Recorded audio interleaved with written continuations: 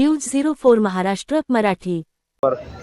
राष्ट्रवादी शरदचंद्र पवार गटाचे जिल्हा अध्यक्ष माननीय मनोज प्रधानजी आमच्यासोबत आहेत। साहेब, काय सांगाल, आज निवडणुकीला 8 वर्षापासून आपण प्रलंबित होतो आणि आज मतदानापासून आपण वंचित होतो। आज मतदान करताना काय मला असं वाटतं की पुऱ्या ठाण्यात मी फिरतोय।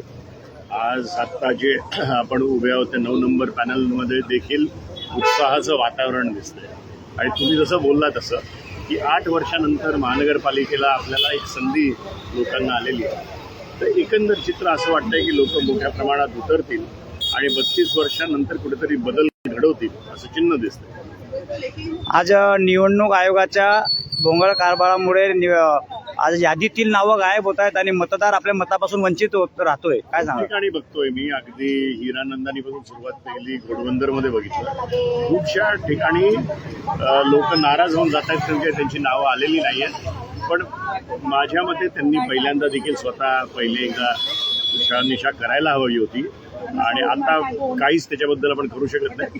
पण ह्या ज्या चुका आहेत हे येणाऱ्या दिवसांमध्ये त्यांनी दुरुस्त कराव्या आणि आयोगाने त्यांना मदत करावी आपल्या माध्यमातून आयोगाला मी विनंती करतो। आज मतदानाचा उत्साह मतदार मोठ्या उत्साहाने साजरा करताना दिसत आहेत। मतदारांना आपण काय आवाहन कराल? मी मतदारांना एकच आवाहन करतो की 32 वर्षानंतर आपल्याला एक संधी आलेली आहे। ती संधी आहे बदल घडवायची। जर खऱ्या अर्थाने तुम्हाला पाहिजे त्या पद्धतीने राहायचं असेल तर राष्ट्रवादीला मतदान करा